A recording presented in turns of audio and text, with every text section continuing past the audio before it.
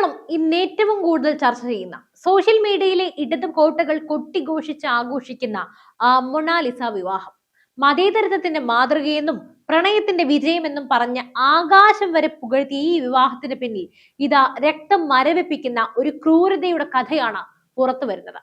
അതെ, മൊണാലിസയ്ക്ക് വെറും 16 വയസ്സ് കഴിയുന്നത് മാത്രമേ ഉള്ളൂ. മകളെ മയക്കുമരുന്ന് നൽകി കടത്തിക്കൊണ്ടുപോയതാണെന്ന് കരഞ്ഞു പറയുന്ന ആ അമ്മയുടെ ആത്മരോദനം കേട്ടാൽ ഈ നാടകം ആർക്കു വേണ്ടിയായിരുന്നു എന്ന് നിങ്ങൾക്കും മനസ്സിലാകും. ഇതാ ഒട്ടും വൈകിപ്പിക്കുന്നില്ല, ആ ഞെട്ടിക്കുന്ന ഓഡിയോ നമുക്ക് കേൾക്കാം. അതോടൊപ്പം നിർണായക തെളിവുകളും ഇതാ പുറത്തുവിടുകയാണ്.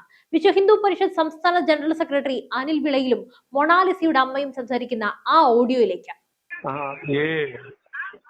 मोना के पापा जी पिताजी का जो नंबर है क्या? आप कहाँ से बात कर रहे हो? मैं केरला से बात कर रहा हूँ, विश्व हिंदू परिषद के जो फर्स्ट रिपोर्ट एक्सक्लूसिव। ठीक है, तो देखो मेरी बात समझो। हाँ बताइए। मोना से शादी कर लिया क्या? वही वो पूछने के लिए, वो क्या आपको कुछ खबर है क्या? आपके इजाजत से अनुमति से किया क्या? ये पूछे। हम तो इधर का हिंदू जो कार्यकर्ता लोग हैं। ठीक, कार्यकर्ता। ठीक, बोलो सर। हाँ, तो जो लड़का से उनकी शादी अभी हुआ है ना, वो क्या हाँ। आपको उनके बारे में खबर है क्या? नहीं है, आपके बिना अनुमति से किया है क्या? देखो मेरी बात समझो सर। हाँ। जो मेरी लड़की थी ना, वो पापा नो घूमने गए थे। मेरी बात समझना। हाँ। मेरी लड़की को कुछ घूमने गए थे। आप देखो बड़े लोग तो घूमने जाते हैं ना। हाँ। मेरी लड़की फेमस हुई है। मेरी बात समझो सर। हाँ। लड़की फेमस हुई तो पापा और वो दोनों घूमने गए थे। मेरी लड़की को सर कुछ खिला पिला दिया, वो लोग ने कब्जा में कर लिया। मेरे आदमी को इधर थाने में बिठा दिया सर। मेरे आदमी की चलने नहीं दे रही। हेलो, अभी कहाँ है वो? आपको इनका पिता कहाँ है? कौन सी थाना में है? वो मेरा आदमी है ना सर। हाँ। जो मेरी बात समझो आप। हाँ।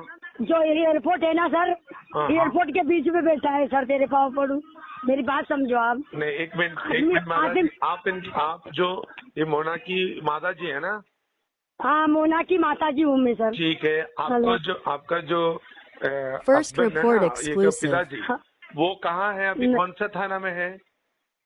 मेरा आदमी है ना, जो एयरपोर्ट है ना सर, एयरपोर्ट पे बैठा है सर। कौन से एयरपोर्ट में? जो बड़े फिल्म पे। तो देखो मेरी समझो बात। आप वो केरला से बोल रहे हो ना? एक मिनट। हेलो। वो केरला में है क्या? हाँ, केरला ही में है सर, केरला में है। ठीक है, केरला में कोच्चिन एयरपोर्ट में होगा ना? हाँ, एयरपोर्ट पे है सर, एयरपोर्ट पे है। देखो मैं आपका नंबर देगा उधर जो कार्यकर्ता है, वो लोग उधर आए। ठीक, ये मेरी बात समझो सर। ठीक है। जो कारीगर है ना, देखो हाँ। मेरी बात समझो। हाँ, ठीक है। मेरा आदमी अकेला है। हाँ। दोनों माए बेटे गए थे। आप केरला से बात कर रहे हो ना सर? हाँ, केरला। तेरे पाँव पड़ू। मेरे आदमी को वो लोगों ने कब्जे में ले लिया, उसको थाने में बिठा दिया। मेरी लड़की को कुछ खिला पिला दिया, तो मेरी लड़की से कुछ बोले भी नहीं, कुछ घर की बात भी नहीं, और मेरी लड़की से शादी जबरदस्ती कर ली सर। तेरे पाँव पड़ू। मेरा आदमी अभी देखो केरला में बैठा है, एयरपोर्ट में बैठा है सर। एयरपोर्ट में। ठीक है। माता जी, ये बताइए इनका जो डेट ऑफ बर्थ कितना है ये मोना का? कैसे बोलो? जन्म तीयതി कितना है? मेरा जन्म देखो, मेरी लड़की का जन्म 16 साल का ही है। तो मेरे पति, हेलो, मेरी लड़की का 16 साल का ही है। देखो आप भी फेमस हुई थी, 16 साल की है। और उसको डेट ऑफ बर्थ बोल सकते हैं क्या? जन्म तिथि बोल सकते हैं क्या? आप कितना है? मैं देखो जन्म तिथि तो ये नहीं उनके साथ में है सर। मेरी बात समझ लो, मेरी बात समझोगे आप? देखो आप जबरदस्ती कॉल किया, तो देखो मेरा भी इतना मेहरबानी रखो। मेरे को आप बुला सकते हैं तो मैं सब आपको रिपोर्ट दे सकती हूँ। ठीक है। ഈ കേട്ടത് വെറും ഒരു ഫോൺ കോൾ അല്ല, നീതി നിഷേധിക്കപ്പെട്ട ഒരു കുടുംബത്തിന്റെ നിലവിളിയാണ്.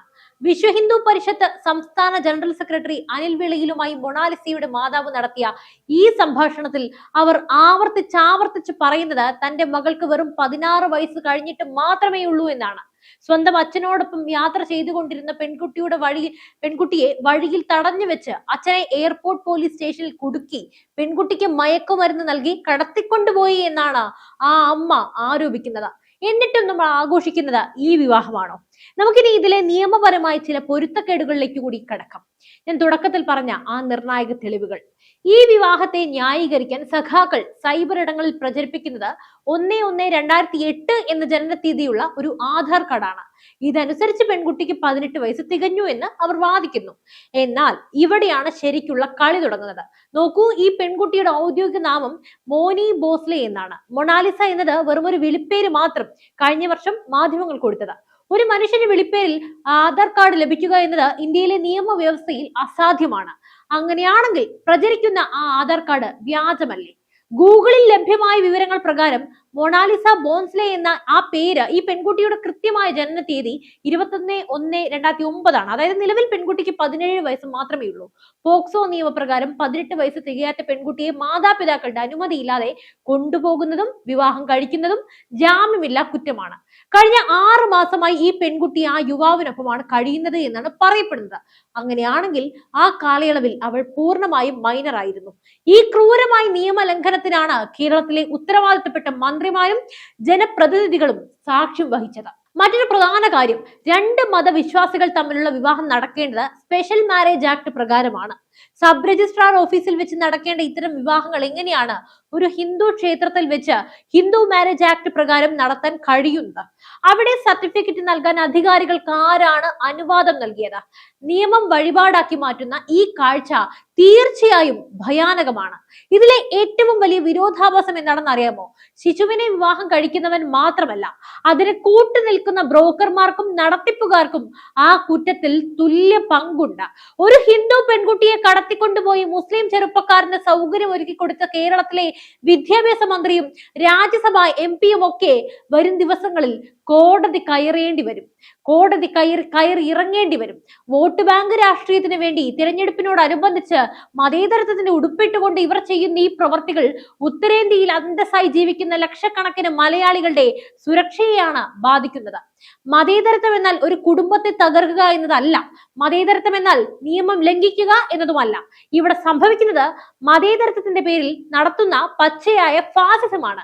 ഒരു പാവപ്പെട്ട കുടുംബത്തിന്റെ കണ്ണീർ വീഴ്ത്തിക്കൊണ്ട് നിങ്ങൾ ആഘോഷിക്കുന്ന ഈ വിവാഹം കേരളത്തിന് നാണക്കേടാണ്. എന്തിനാണ് സഖാവെ ഇത്ര തിരക്ക് കൂട്ടി ഈ വിവാഹം നടത്തിയത്? ആ പെൺകുട്ടിക്ക് 18 വയസ്സായോ എന്ന് പരിശോധിക്കാനുള്ള മിനിമം സാമാന്യ ബുദ്ധി പോലും നിങ്ങൾക്കില്ലാതെ പോയോ? അതോ മുസ്ലിം വോട്ടുകൾക്ക് വേണ്ടി നിങ്ങൾ നിയമത്തെയും നീതിയെയും ബലി കൊടുക്കുകയാണോ? വിവാഹമൊക്കെ നടത്തിയത് നല്ലതാണ് റഹീം സഖാവെ, പക്ഷെ ആ കൊച്ചിന് 18 വയസ്സ് തികഞ്ഞു എന്ന് നോക്കണമായിരുന്നു. 2009 ജനിച്ച കുട്ടിക്ക് എങ്ങനെയാണ് 2026 വിവാഹപ്രായം നടത്തുന്നത്? ഇതാണോ നിങ്ങൾ പറയുന്ന റിയൽ കേരള സ്റ്റോറി? പെണ്ണിന്റെ ആധാർ കാർഡ് പോലും പരിശോധിക്കാതെ മതേതര ഉടായ്പ കാണിച്ച ഈ ശൂന്യ ബുദ്ധികൾ ആ കുടുംബത്തോട് ചെയ്തത് പൊറുക്കാനാവാത്ത തെറ്റാണ്. ഭർത്താവ് പട്ടിണി കിടന്ന് എയർപോർട്ടിൽ ഒറ്റപ്പെട്ടു പോയപ്പോൾ തന്റെ മകളെ മയക്കി കടത്തിക്കൊണ്ടുപോയി എന്ന് നിലവിളിച്ച ആ അമ്മയ്ക്ക് നിങ്ങൾ എന്ത് മറുപടിയാണ് നൽകുന്നത്? കേരളത്തിലെ ജനങ്ങൾ ഇത് തിരിച്ചറിയണം. പുരോഗമനത്തിന്റെ മറവിൽ ഇവിടെ നടക്കുന്നത് ക്രിമിനൽ സംഘങ്ങളുടെ ഇടത് ക്രിമിനൽ സംഘങ്ങളുടെ വാഴ്ചയാണ്. നിയമവ്യവസ്ഥയെ അട്ടിമറിച്ചുകൊണ്ട് ഒരു മൈനർ പെൺകുട്ടിയെ വിവാഹത്തിന്റെ പേരിൽ ഇരയാക്കുമ്പോൾ അതിന് കൂട്ടുനിൽക്കുന്ന ഭരണകൂടം ലജ്ജിച്ച് തല താഴ്ത്തണം. രാഷ്ട്രീയ ലാഭത്തിന് വേണ്ടി ഒരു കുടുംബത്തെ ഇല്ലാതാക്കുന്ന ഈ ഇടത് മതേതരത്വം, ആ കപടത കേരളത്തിന് ആപത്താണ്. സത്യം ഒരു നാൾ പുറത്തു വരും. അന്ന് നിങ്ങൾ കോടതിക്കും ജനങ്ങൾക്കും മറുപടി പറയേണ്ടി വരും. ഈ വീഡിയോ എന്തായാലും മാക്സിമം ഷെയർ ചെയ്യുക. ആ അമ്മയുടെ നീതിക്ക് വേണ്ടി നമുക്ക് ശബ്ദമുയർത്താം. കൂടുതൽ വിവരങ്ങളുമായി ഞങ്ങൾ വീണ്ടും വരും. ഈ ചാനൽ സബ്സ്ക്രൈബ് ചെയ്യുക. മറ്റു വിഷയമായി വീണ്ടും എത്തും വരെ നന്ദി.